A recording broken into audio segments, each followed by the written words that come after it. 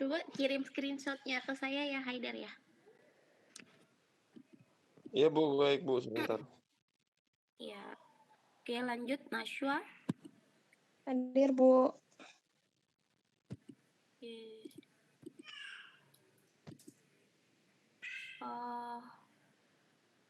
Davi. Davi belum hadir juga. Oke, lanjut. Nashwa Sabrina. Hadir, Bu. Oke. Feliciana. Hadir, Bu. Oke. Nabila. Atika.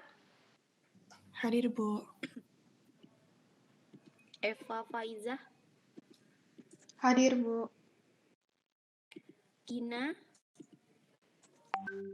Hadir, Bu. Nah, hadir. Dini. Hadir, Bu. Oke. Muhammad Dafa. Ada Bu.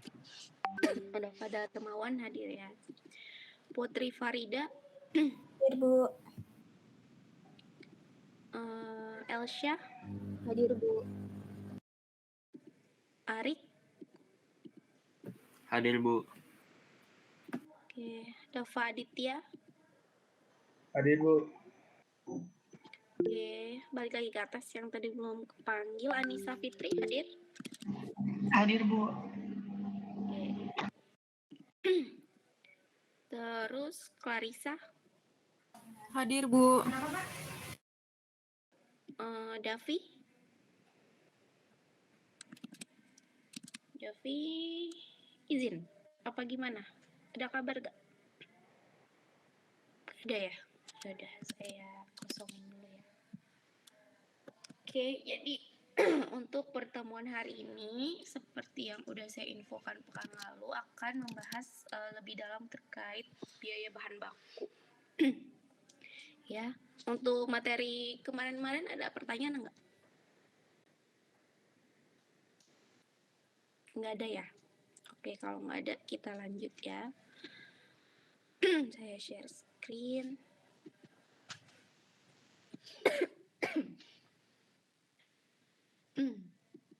Ya, ini udah muncul belum? Udah ya? Sudah? Sudah, Bu. Oke, bismillahirrahmanirrahim. Nah, hari ini kita akan bahas terkait biaya bahan baku.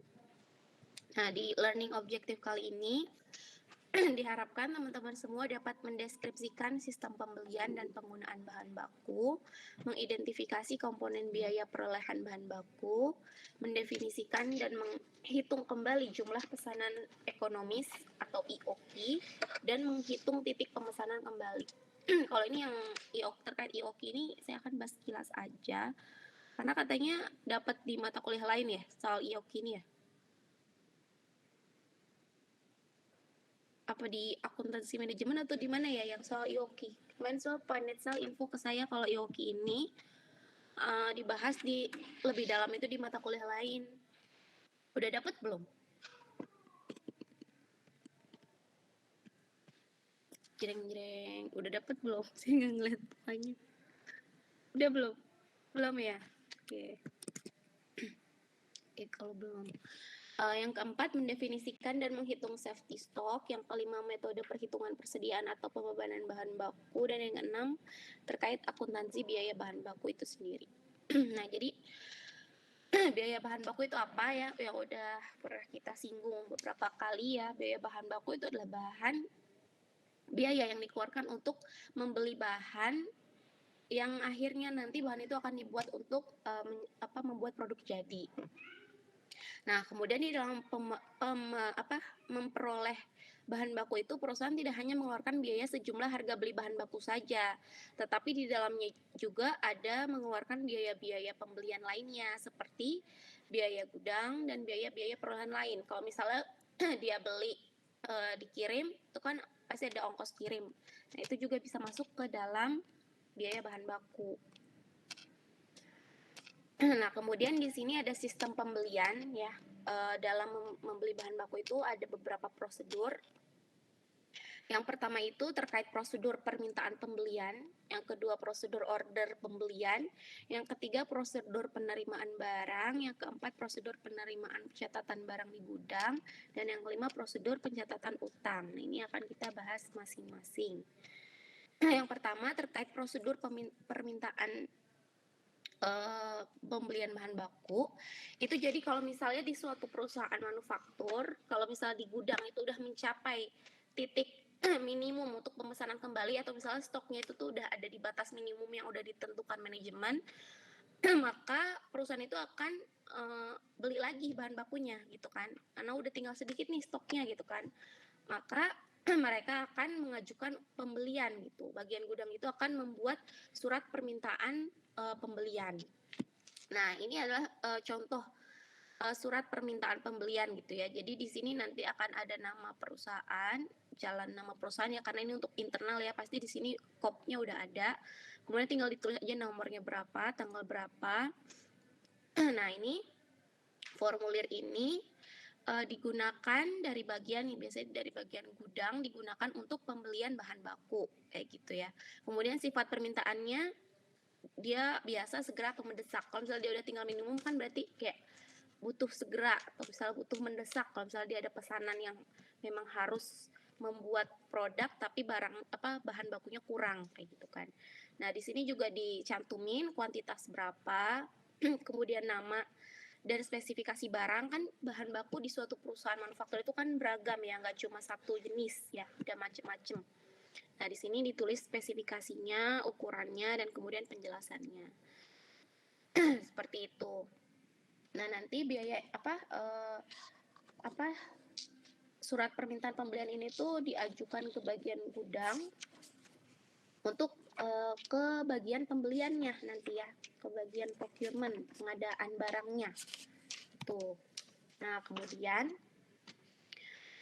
setelah surat permintaan pembelian tadi itu diberikan ke bagian pembelian, maka bagian pembelian itu akan memproses pembelian tersebut dengan cara pertama dia akan memilih pemasok atau supplier mana yang akan mereka gunakan untuk membeli barang tersebut gitu kan. Mereka akan memilih, menyortir supplier yang sekiranya memang secara harga cocok gitu, atau nanti bagian pembelian itu tuh akan minta penawaran harga ke berbagai supplier untuk mendapat purchase price quotation. Nah, jadi dari beberapa supplier yang dimintai purchase price quotation itu, atau persyaratan-persyaratan ya, kan misalnya kita butuh bahan misalnya tepung, spesifikasinya harus kandungannya itu berapa persen karbohidrat dan lain sebagainya, misalnya seperti itu kan. Nah, itu nanti kita buat di suatu quotation gitu ya, di suatu lembar, kemudian kita kasih ke supplier yang memang biasa kita beli di mereka gitu. Nah, terus kemudian dari mereka itu nanti akan ngebales nih, kalau di kami harganya segini gitu kan, dengan spesifikasi tersebut. Yang lainnya juga akan balas sama seperti itu. Nah, kemudian si bagian pembelian itu akan memilih nih mana harga yang cocok dengan spesifikasi yang kita inginkan.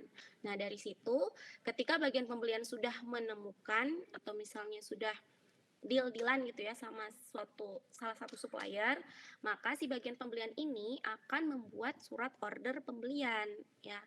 Jadi surat order pembelian itu isinya ya ini. Jadi dia mau order apa nih ke supplier gitu kan. Nama barangnya apa disebutin di sini, spesifikasi barang, satuan, kuantitas, harga satuan, dan jumlahnya berapa. Nah, di sini juga dicantumin syarat penyerahan dan syarat pembayarannya di sini yang udah disepakatin sama supplier dan juga bagian pembelian kayak gitu.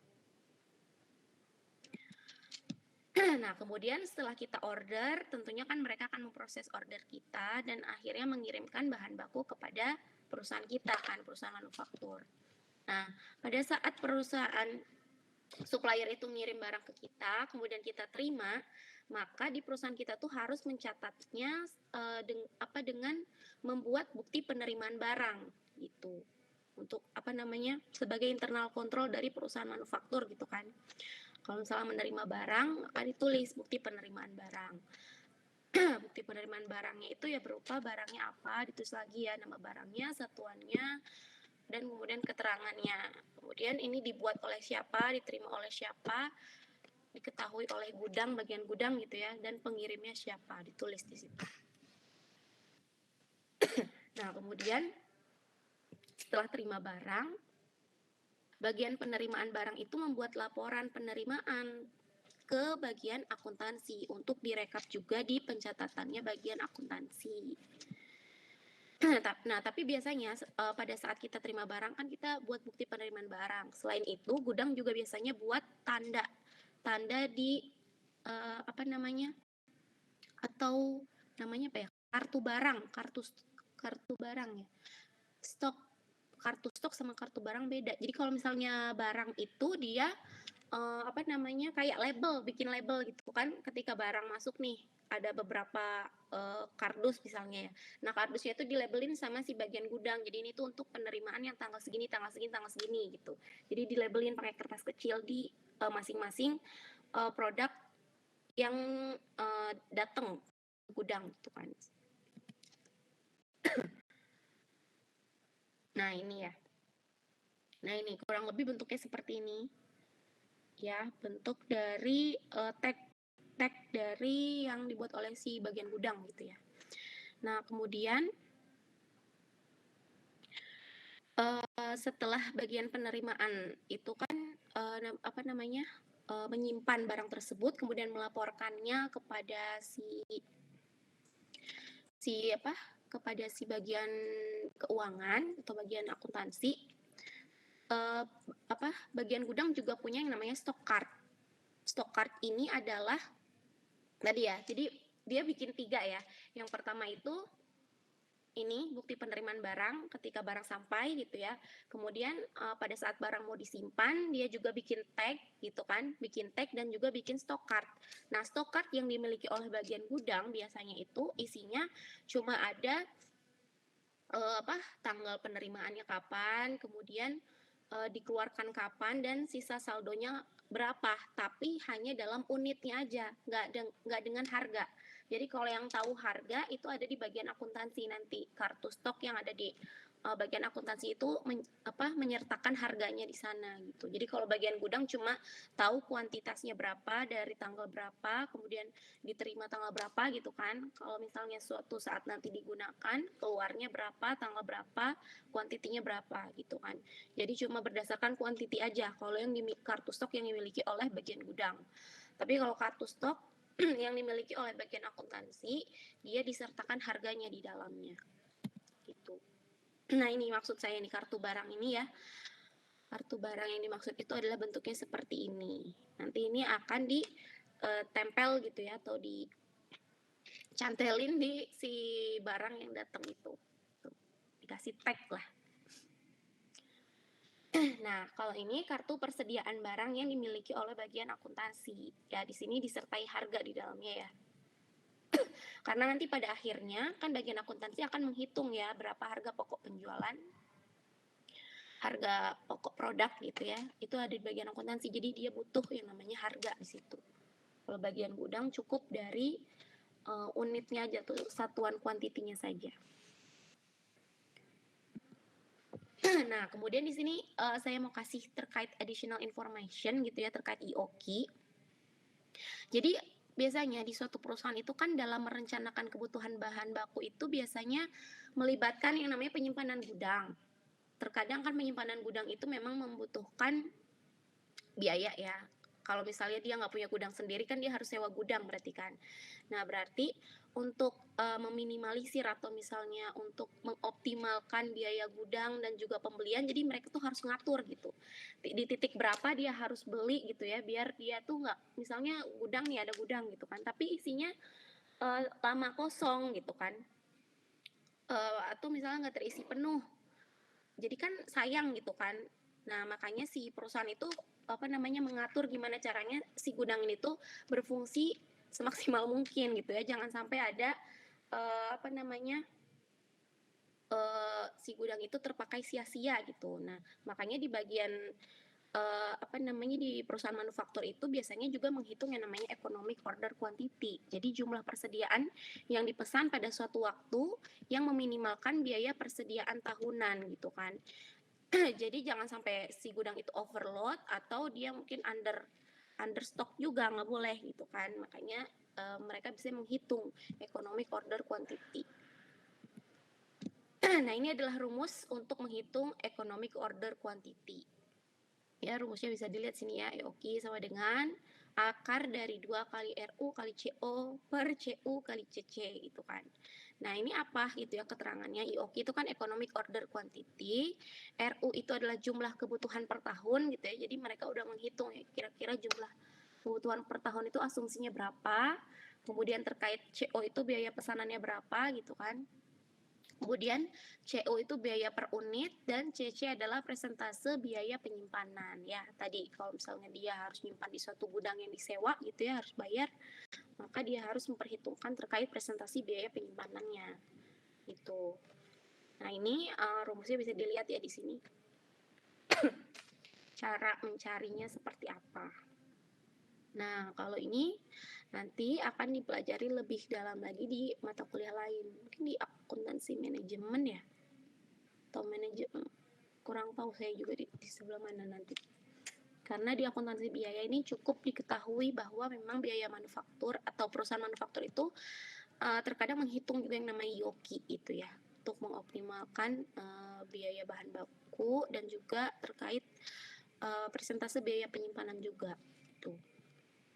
Nah, ini ada contoh sedikit ya kalau misalnya ada soal terkait IOQ itu ya. Contoh soalnya itu misalnya asumsikan kebutuhan per tahun itu sebesar 2.400 unit. Biaya per unit itu $0,75, biaya pemesanan itu $20 per pesanan. Dan presentase biaya penyimpanan ada 20%. Hitung berapa IOQ-nya. Tinggal masukin aja angka-angkanya ya. 2 akar dari 2 kali 2.400 dikali $20 itu ya biaya pemesanan per 0,75 kali 20% ya, biaya per unit dikali dengan presentase biaya penyimpanan. Sehingga didapatkan gitu ya, IOQ-nya itu pada saat 800 unit. Kemudian ada asumsi yang lain, misalnya contoh, kalau misalnya pengguna per tahun itu 3.600 unit, dengan biaya per unit itu $1, tanpa diskon pembelian. Biaya penyimpanan 20% dari rata-rata investasi dalam persediaan, serta biaya 1 kali memesan adalah $10. Nah, ini tinggal dikali aja sama caranya ya. 2 kali 3.600 kali $10 per $1 kali 20%. Tuh. Nah, kemudian kita akan masuk ke biaya yang diperhitungkan dalam harga pokok bahan baku yang dibeli. Nah, jadi ini ya, kalau misal terkait biaya bahan baku itu enggak cuma biaya untuk membeli bahan baku itu aja, tetapi di dalamnya juga ada biaya angkut gitu ya, biaya angkut pembelian. Nah, biasanya nih ada 2 treatment di perusahaan manufaktur, di mana perusahaan itu bisa mengakui biaya angkutan itu sebagai bagian dari biaya bahan baku, atau menjadi tambahan harga pokok bahan baku yang dibeli, atau bisa juga tidak menjadi salah satu bagian dari harga pokok bahan baku yang dibeli, atau dimasukkannya ke BOP. Jadi biaya angkut bisa dimasukkan ke BOP. Nah, tapi karena kita sekarang fokusnya itu membahas terkait biaya bahan baku, maka asumsinya kita kan menganggap bahwa perusahaan manufaktur itu biaya angkutnya itu masuk kepada atau menambah harga pokok bahan baku yang kita beli. Itu.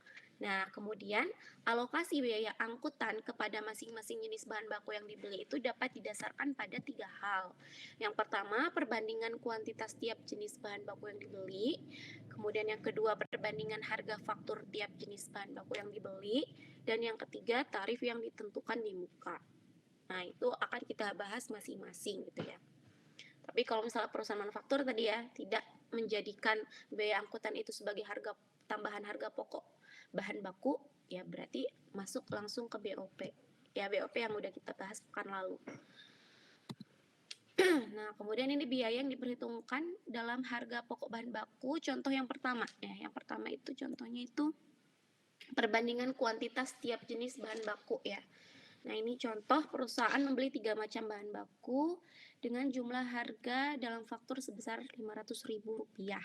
Biaya angkutan yang dibayar untuk ketiga macam bahan baku tersebut adalah Rp300.000 dengan kuantitas masing-masingnya itu A 400 kilo, B 350 kilo, dan bahan baku C 50 kilo.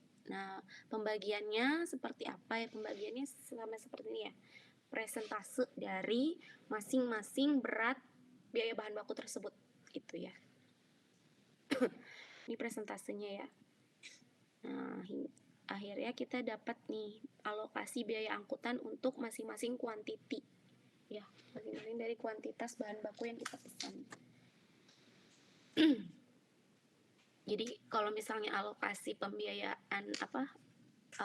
pembebanan biaya angkutannya itu berdasarkan kuantitas, cara ngitungnya kayak gini ya, pakai presentase kuantitas bahan baku tersebut. Nah, kemudian kalau yang kedua ini dasar perbandingannya itu harga faktur tiap jenis bahan baku yang dibeli. Nah, ini contoh. Ini kalian bisa lihat di bukunya Mulyadi ya, bab 9 ya kalau yang punya. Itu saya ambil dari sana ya. Perusahaan membeli 4 macam bahan baku dengan harga faktur tiap-tiap jenis bahan sebagai berikut. Bahan baku harganya 100.000 ya, bahan baku A, yang B 150.000, yang C 225.000, dan yang D 125.000. Kemudian biaya angkutannya itu sebesar 48.000. Jika biaya angkutan tersebut dibagikan atas dasar perbandingan harga faktur tiap-tiap jenis bahan baku tersebut, maka harga pokok tiap jenis bahan baku yang akan dibebani dengan tambahan biaya angkutan sebesar 0,08 dari 48.000 per 600.000. 600.000 itu dari mana? Dari harga masing-masing si bahan baku tersebut ya, dijumlahin di sini. Jadi 48.000 per 600.000 itu adalah 0,08. Makanya untuk cara ngitungnya tinggal dikaliin aja. 0,08 kali 100.000 berarti biaya angkut untuk biaya A itu 8.000 gitu kan, dan seterusnya. Nah, ini berarti harga pokok bahan bakunya adalah harga faktur ditambah dengan biaya angkutnya berapa di sini. Gitu. Untuk hasil akhir ya sama ya, 600.000 tambah 48.000 ya 648.000 di sini. Gitu ya, cara ngebedainnya. Kalau yang tadi kan persentase berdasarkan kuantitas. Kalau diminta biaya angkut perbandingan harga faktur ya berarti harga faktur diperbandingkan dengan harga atau biaya angkutannya berapa gitu. Nah, ini kemudian yang contoh yang ketiga ya, terkait kalau misalnya biaya angkutannya ini tuh udah diasumsikan di muka gitu ya. Jadi nih contohnya, untuk menyederhanakan perhitungan harga pokok bahan baku, biaya angkutan dibebankan kepada bahan baku yang dibeli atas dasar tarif yang ditentukan di muka atau predetermined rate. Nah, ini sama halnya dengan BOP yang kemarin ya. BOP juga kan kadang BOP diestimasikan di awal. Nah, sama di biaya bahan baku juga ada cara yang mengestimasikannya di muka seperti apa gitu kan. Kemudian mereka akan membuat taksirannya berapa. Nah, ini terkait jurnalnya ya. Jadi, ini contoh jurnal pembebanan biaya angkutan kepada bahan baku yang dibeli atas dasar tarif yang ditentukan di muka adalah sebagai berikut gitu ya. Jadi ini debit persediaan bahan baku, kreditnya biaya angkutan. Nah, persediaan bahan baku ini tarif biaya angkutan dikali dasar pembebanannya. Nanti itu dihitungnya sama manajemen gitu ya, dasarnya berapa, tarifnya berapa, maka itu adalah estimasinya, cara menghitungnya seperti ini. Gitu. Nah, kemudian pada saat kita udah mengestimasi, kan kita melakukan gitu ya, pembelian sebenarnya. Terus kita dapat nih ternyata ada biaya angkutan sebenarnya tuh berapa ternyata gitu ya. Nah, pada saat kita mengeluarkan biaya angkutan tersebut, kita membuat jurnal juga. Jurnalnya itu adalah debit biaya angkutan, kredit kas, karena kan kita bayar ya. Nah, untuk selisih dari biaya angkutan ini, nah ini akan di jurnal di akhir. Nah, Ini contoh kasus apabila biaya angkutan sesungguhnya lebih besar dari biaya angkutan yang dibebankan atas dasar tarif yang sudah ditentukan oleh manajemen ya. Jadi kalau misalnya pada akhir di jurnal akhir ya, jurnal penutup, cara menjurnalnya seperti ini. Kalau memang yang dibebankan itu lebih besar. Kayak tadi ya, dia awalnya di kredit ya di sini. Kemudian di debit di sini. Nah, ternyata sesungguhnya gitu ya, yang aktual itu lebih besar. Maka kan berarti akan kelebihan debit di sini ya. Ini selisih ini tuh lebih besar di sini gitu kan. Nah, berarti di akhirnya ini akan ada penyesuaian buat biaya angkutan yang tadi di taksiran tadi itu akan ditutup di sini. Gitu selisihnya. Nah, ini ada keterangan kalau misalnya apabila rekening biaya angkutan tidak material atau misalnya kecil lah, cuma beda $1 atau $0,5 gitu misalnya. Selisih tersebut ditutup langsung ke rekening harga pokok penjualan. Ya, jadi di sini langsung masuk ke harga pokok penjualan aja, di sini mengurangi atau menambah atau di sininya.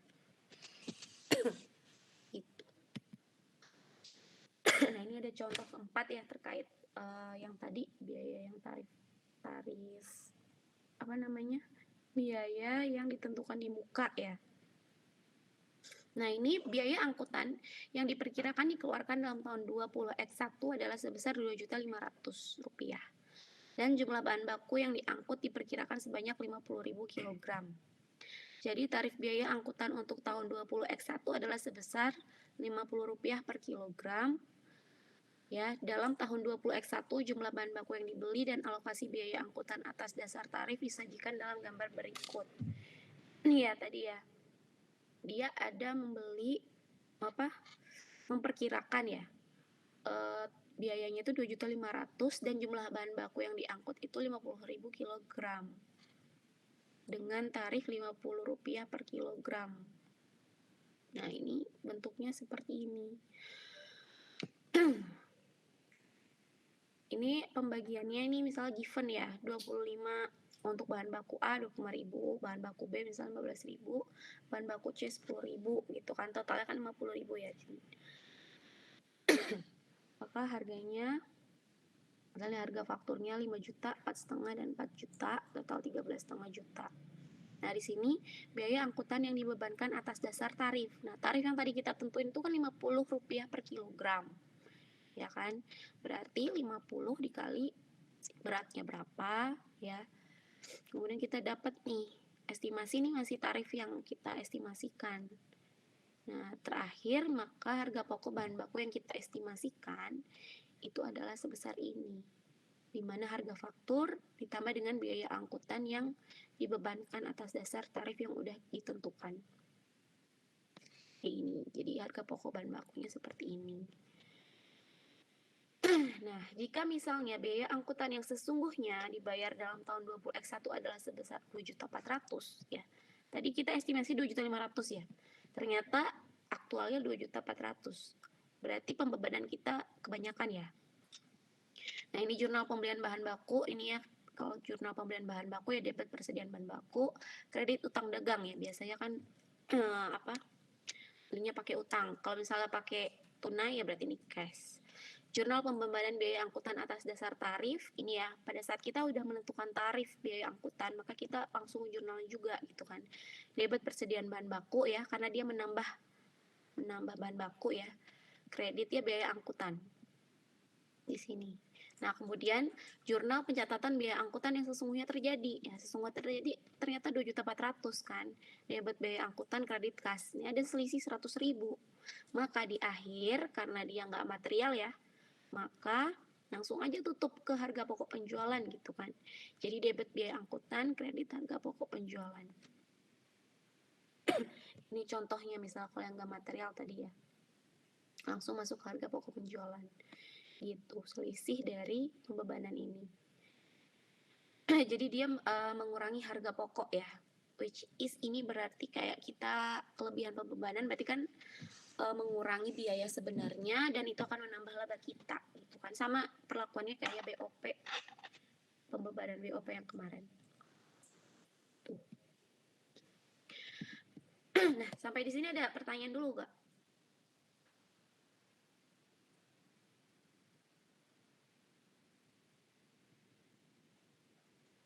Belum, Bu. Belum ya? Oke, kita lanjut. Nah, untuk penentuan harga pokok bahan baku yang dipakai dalam produksi, itu ada beberapa metode yang digunakan ya untuk penentuan harga pokok bahan bakunya. Nah, ini mungkin kalian pernah dengar ya, yang biasa kalian dengar biasanya metode FIFO, LIFO, average ya. Di sini juga kita akan bahas. Nah, jadi yang pertama itu ada terkait metode identifikasi khusus. Kalau metode identifikasi khusus di suatu perusahaan manufaktur maksudnya itu tuh biaya bahan baku itu harga bahan pokoknya itu ditentukan sesuai dengan harga bahan pokok itu sendiri gitu. Gimana gitu ya, agak bingung. Bentar. Kalian bisa sambil baca juga di bukunya bukunya Mulyadi ya. Mulyadi di situ juga dijelaskan ya. Kalau misalnya terkait metode identifikasi khusus itu agak sulit gitu untuk, karena kan dia setiap bahan baku itu punya harga khusus berarti kan.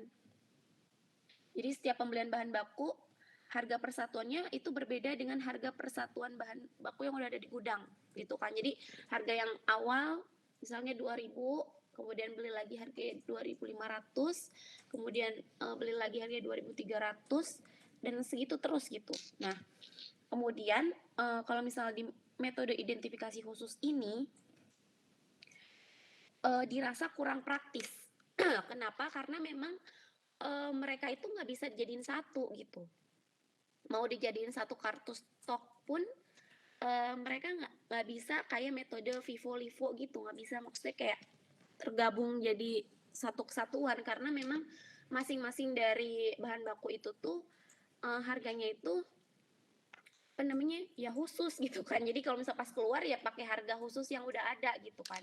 Jadi nggak bisa misalkan kalau misalnya Vivo gitu kan, masuk pertama keluar pertama, yang masuk pertama harganya 2.000, berarti pas dikeluarin yang itu gitu kan. Nah, tapi kalau identifikasi khusus ini pada saat masuk macam-macam nih A, B, C, D, kemudian yang keluar itu yang C ya pakai harga yang C. Kalau keluarnya yang A, jadi kayak tergantung si gudang yang ngeluarin yang mana. Nah, itu harganya itu harus sesuai dengan yang dikeluarin. Kayak gitu. Nah, tapi kalau misalnya metode masuk pertama keluar pertama Vivo gitu ya, pada saat ada barang A, B, C, D gitu ya, yang A itu yang paling awal gitu kan, yang masuk pertama, maka pada saat gudang minta dikeluarkan untuk produksi gitu ya, bagian produksi minta nih butuh barang nih sekian kilo gitu, itu akan dikeluarin langsung yang A sesuai dengan kuantitasnya, kebutuhannya berapa. Kalau misalnya yang A 200 gitu ya. Kemudian yang diminta itu 500. Yang A 200, yang B 300. Berarti yang dikeluarin yang A dan yang B. Nah, yang sisa di gudang itu yang C, D, E gitu kan. Nah, tapi kalau metode identifikasi khusus si bagian yang produksi itu kan minta. Nah, terus si bagian gudang nanya mau yang mana gitu kan. Yang A, B, C, D apa E gitu kan. Terus akhirnya dipilih nih mau yang C sama D, masukin yang C sama D, jadi random gitu kan, dan harganya itu harus sesuai gitu. Tapi kalau Vivo itu udah otomatis ketika minta ya dia akan ngeluarin yang paling awal masuk langsung dikeluarin kayak gitu, kurang lebih kayak gitu ya bayangannya. Nah, kalau metode masuk terakhir keluar pertama, jadi kan tadi ada A, B, C, D, E ya, E itu yang paling akhir masuk ke gudang. Nah, terus si bagian produksi minta nih minta bahan baku gitu ya. Nah, itu yang dikeluarin tuh dari yang E dulu. E, D, gitu. E, D, baru yang A tuh paling belakangan. Nah, tapi metode masuk terakhir keluar pertama atau LIFO, last in first out itu dirasa memang kurang relevan gitu. Kenapa? Karena mengingat gitu ya, biaya bahan baku itu kan ada waktu expirednya. Kalau misalnya yang paling belakangan yang dapat yang keluar duluan gitu ya, yang masuk belakangan keluar duluan, kemungkinan besar biaya bahan baku yang lama-lama ini tuh bakalan nggak kepake gitu, malah jadinya expired gitu kan. Nah, kemudian kalau metode rata-rata bergerak ini jadi penghitungannya itu berdasarkan biaya rata-ratanya. gitu ya. Jadi kalau misalnya tadi kan ada A, B, C, D, E, misalnya harga pas beli A itu 2000, beli B 2100, beli C 2200, beli D 2300 dan beli E 2400. Nah, itu dijumlahin semua di rata-rata berapa biayanya. Jadi pada saat keluar misalnya itu minta nih, bagian produksi minta, pasti keluarin, dicatatnya itu sesuai dengan harga rata-rata tadi. Kalau yang Vivo tadi kan sesuai harga yang awal ya. Pada saat minta berarti yang masuk pertama itu kan harganya misalnya tadi yang 2000, berarti itu yang 2000 yang dicatat. Kalau Vivo kan yang paling awal yang paling akhir masuk ya. Berarti itu yang dicatat yang 2400. Tapi kalau average yang dicatat itu biayanya adalah yang rata-rata dari total yang ada di gudang. Di gudang itu misal total ada 5.000 kilo dengan harga 100.000, harga total semuanya ya, total semuanya misal 1 juta, maka 1 juta itu dibagi sama kuantitinya. Nah, harga rata-rata itulah yang dicatat di harga rata-ratanya ya. Kemudian kalau metode biaya standar, nah kalau metode biaya standar ini biasanya dia itu harga taksiran yang mencerminkan harga yang diharapkan akan terjadi di masa yang akan datang.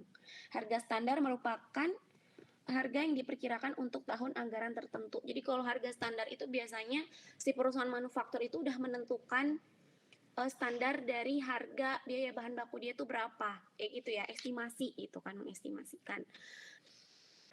Nah, berarti pada saat ada permintaan bahan baku dari gudang, untuk dikeluarkan dari gudang gitu ya, maka biaya atau pembebanan biayanya itu, pembebanan harga pokoknya itu berdasarkan harga standar yang udah ditentukan oleh manajemen.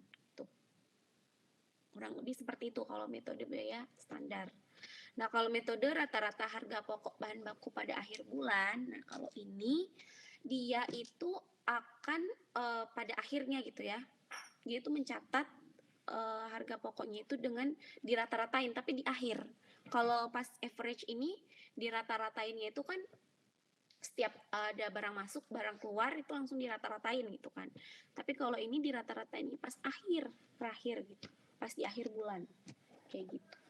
Nah, ini langsung aja kita lihat contohnya ya biar kebayang. Nah, ini misalnya persediaan bahan baku A pada tanggal 1 Januari 20X3 itu terdiri dari 600 kilo dengan harga 2.400 ya, totalnya berarti kan 1.440.000. Kemudian bahan baku B ini misalnya ya 400 kg, harganya pas harga belinya itu 2.500, maka totalnya itu 1 juta. Nah, kemudian tanggal 6 di sini ada transaksi untuk digunakan gitu ya, bahan baku itu dikeluarkan 700 kilo. Kemudian tanggal 15 membeli lagi 1.200, tanggal 17 juga membeli 500 kilo dengan harga yang pada saat itu ya, harga yang berlaku pada saat itu berapa. Dan tanggal 21 dipakai sebesar 1.100. Nah, ini gimana cara menghitungnya? Nah, ini untuk metode kali ini saya mungkin akan lebih fokus kepada metode yang memang biasa dipakai oleh perusahaan manufaktur. Itu adalah kalau enggak Vivo biasanya average gitu kan. Nah, tapi saya juga akan masukin di sini perhitungan menggunakan LIFO biar perbandingan agar kalian tahu aja gitu perbedaannya di mana.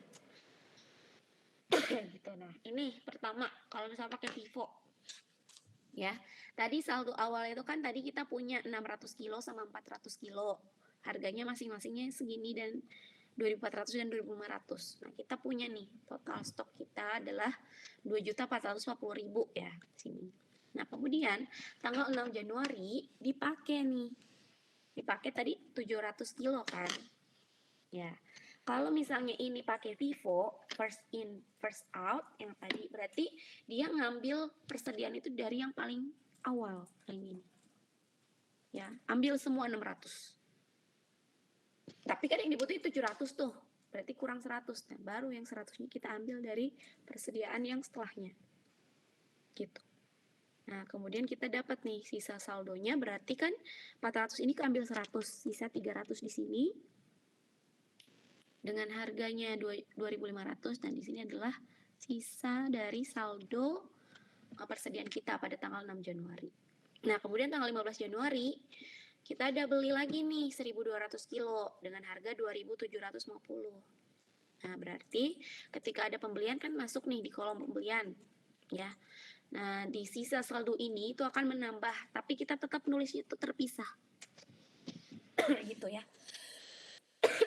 Jadi di sini ada 300 saldo yang awal. Kenapa kita tetap misahin? Karena kan nanti ketika ada pengeluaran lagi, itu kan berdasarkan yang awal lagi, gitu kan. Berdasarkan yang paling awal. Berarti kan yang ini dulu nanti yang dikeluarin, gitu. Nah, kemudian kita ada pembelian lagi 500 kilo. Nah, berarti itu dimasukin di bawahnya lagi, di sini. Ya, bertambah di sini sisa saldonya. Nah, pada saat tanggal 21 Januari, kita mau pakai sebesar 1.100 kilo. 1.100 kilo diambil dari mana? Berarti diambilnya dari yang 300 awal ini, kita habisin semuanya kan, 300. Masih kurang 800. Ambil dari yang persediaan setelahnya. Nah, sehingga sisa saldo kita itu adalah persediaan yang ini, sisa 400, dengan persediaan yang terbaru ya, 500. Ini adalah metode FIFO. First in, first out. Yang pertama masuk, itulah yang pertama keluar. Oke, sampai sini ada yang mau ditanyain dulu gak? Atau sudah cukup jelas?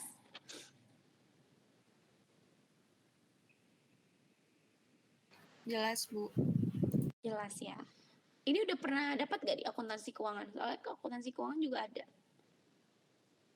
Pernah, Udah Bu. dapat belum? Udah pernah ya? Udah, Oke, iya, Bu. udah lebih gampang lah ya. Nah, ini kalau LIFO. Kalau LIFO berarti ya tadi ya. Kalau LIFO itu kan last in, first out. Masuk. Berarti yang dipakai itu yang belakangan dulu, baru yang di depan. Ya. Kayak gitu aja bedanya. Tapi bedanya itu akan mempengaruhi apa saldo akhir tentunya gitu kan. Ini di sini. Kalau di sini kita saldo akhirnya 2.600 ya. 2.600.000. Di sini lebih rendah. Ya, sebesar 2.370.000. Ya, lebih rendah. Nah, kalau average dipakai rata-rata. Jumlahnya pun rata-rata. Jadi kalau misalnya kalian mau melihat apa penggunaan bahan baku apa sih metode pembebanan harga bahan baku, pasti yang bahan bakunya lebih banyak gitu ya, lebih banyak harganya itu pakai yang FIFO, dan yang lebih rendah itu adalah si LIFO. Kalau average itu di pertengahan, karena dia rata-rata. Gitu ya, dia pakai rata-rata nih. Pada saat dia pakai 700, maka kita rata-ratain si ini 1,4 ditambah 1 juta dibagi dengan 1.000, kuantitasnya 1.000.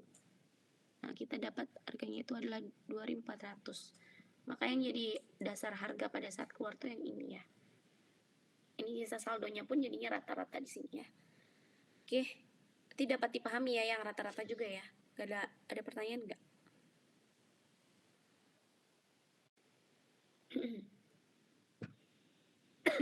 Gak ada ya?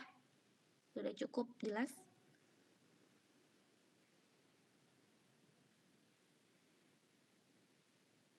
Jelas, Bu. Oke. Nah, kemudian ini yang terkait metode biaya standar ya. Yang tadi kalau misalnya si perusahaan manufaktur itu dia udah menetapkan biaya standar bahan baku dia berapa. Terlepas dia belinya berapa, tapi dia tuh udah nentuin duluan di awal. Nah, maka pada saat penjurnalan pembelian bahan bakunya seperti ini. Persediaan bahan baku ini yang pada saat dia sudah menstandarkan gitu ya, berarti kuantitas kali harga standar persatuan. Nah, di sini dia pakai kreditnya selisih harga, karena pastinya harga standar dengan harga sebenarnya itu kan pasti nanti akan ada selisih gitu kan. Nah, ini adalah mencatat bahan baku yang dibeli sebesar harga standar. Nah, kalau yang ini jurnal ketika kita mencatat bahan baku sesungguhnya berapa harganya. Ini selisih di sini ya. jadinya debitnya selisih, bukan persediaan. Karena kita mencatat persediaan bahan bakunya kan pakai harga standar. Pada saat beli beneran, debitnya itu selisih harga kredit utang. Karena ini nanti akan diselisihin di sini ya. Di net off. Gitu. Nah, kemudian untuk pemakaian bahan bakunya seperti biasa ya. BDP, barang dalam proses yang masuk dari biaya bahan baku. Kemudian kreditnya pasti persediaan bahan baku karena dia akan mengurangi persediaan kan. Dan dia menambah barang dalam proses. Ini masih sama jurnalnya. Oke, ini untuk metode biaya standar. Nah, untuk masalah-masalah khusus yang berhubungan dengan bahan baku, sama halnya dengan biaya overhead bukan, saya bahas ini waktu job order costing. Pada saat di job order costing itu juga ada masalah-masalah khusus di mana yang terkait dengan bahan baku ya, ada sisa bahan atau scrap materials, kemudian ada produk yang cacat atau defective goods, dan juga produk rusak atau spoilage goods. Nah, ini untuk pencatatannya kalian bisa melihat sama aja caranya, dia bisa dicatat jadi income kalau misalnya ini bisa terjual ya. Ketiga produk ini, yang produk-produk cacat atau sisa-sisa bahan ini bisa terjual, ini bisa dicatat sebagai other income, bisa dicatat sebagai pengurang HPP, pengurang barang dalam proses, ataupun sebagai pengurang BOP. Ini bisa kalian lihat di pertemuan keempat, ketiga ya. Nanti lihat lagi PPT-nya ya. Sama, jadi di sini saya nggak masukin lagi karena pencatatannya mirip kayak gitu. Oke, nah ini ada latihan soal ya untuk mengingat kembali gitu ya. Meskipun di akuntansi keuangan udah pernah, di akuntansi biaya dapat lagi ya. Coba tolong dihitung. Menggunakan kartu persediaan FIFO, LIFO, dan average. Kita jam 9.50, saya kasih waktu sampai jam 10.20 ya. 30 menit dari sekarang ya. Tolong dibuat. Ya, tolong di screenshot ya.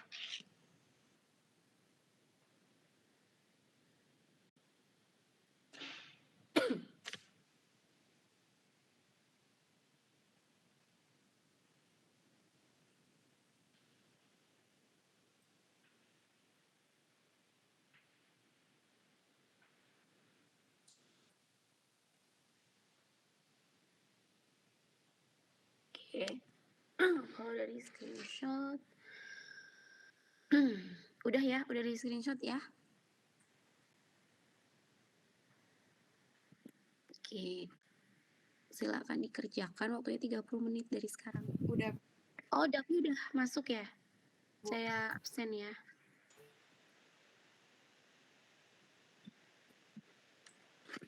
Oke. Silakan dikerjakan.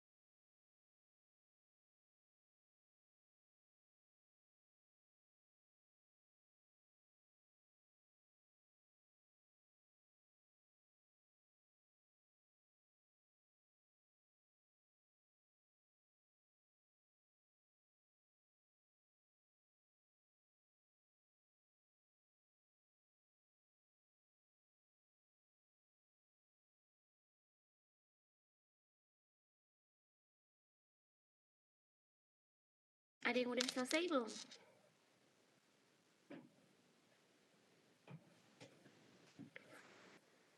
Belum ya? Oke, masih ada waktu. Udah, Bu.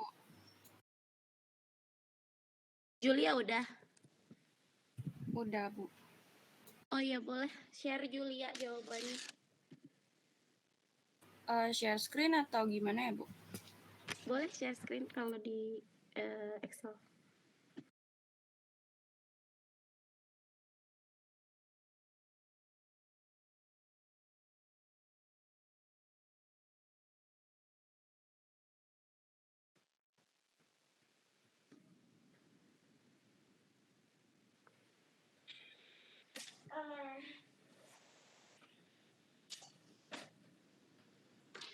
Itu yang Layarnya metode udah yang udah. Vivo, Bu.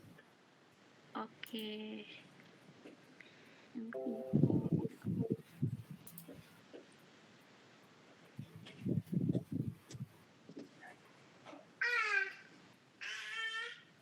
Oke.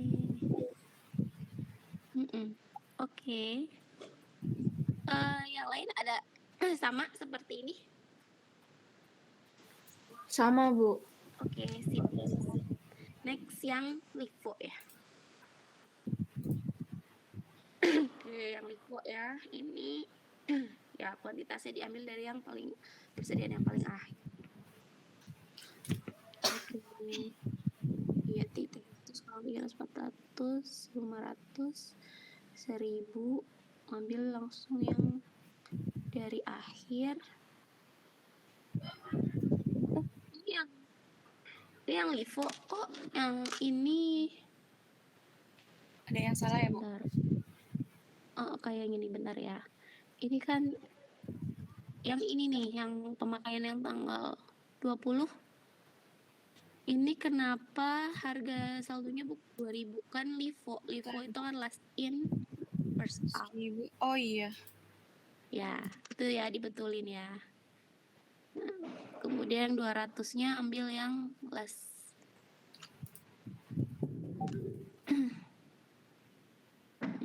Oke. Nah, itu aja ya. Oke, jadi jangan sampai kebalik ya. Nanti kalau pas lagi ngerjain, khususnya sih pada saat pemakaian ya. Kalau masuk doang kan nggak masalah, langsung kita isi gitu kan di bawahnya. Tapi pada saat mengeluarkan itu harus ya. Next yang average. Oke, kalau yang average ini coba boleh lihat rumusnya nggak? Yang mana dulu? Yang pemakaian. Yang ini ya? Pemakaian iya. Ini dari total keempat. Oke, jumlah dibagi dengan kuantitas. Oke, betul ya. Oke. Terus ini masuk, coba lihat lagi yang sisa saldo yang tanggal 10. Di bagian harga.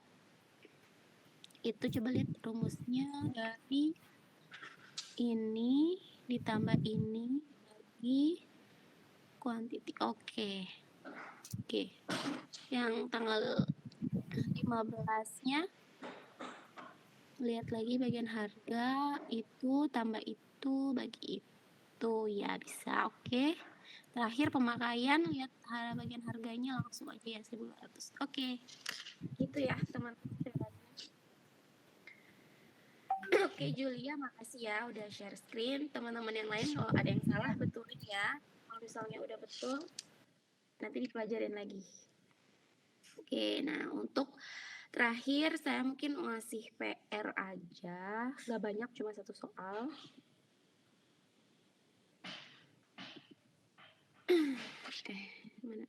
Mana sih? Oh ini tugasnya sama kayak tadi ya.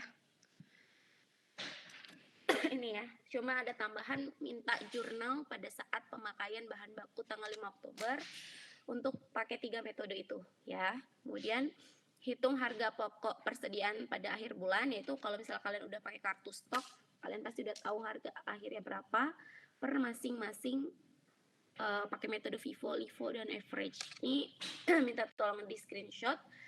Nanti ngerjainnya boleh di Word, boleh tulisan tangan.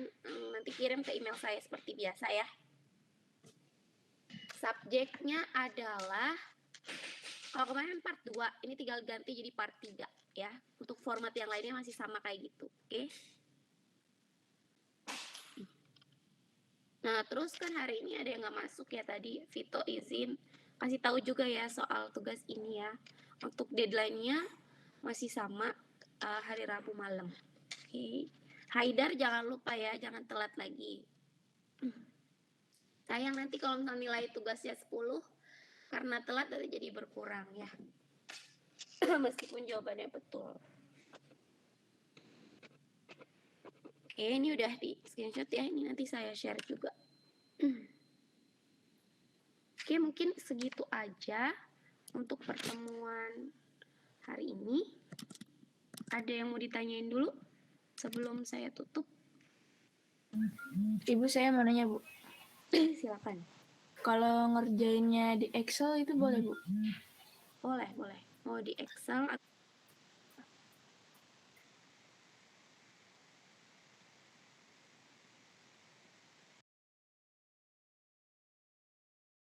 juga rumusnya.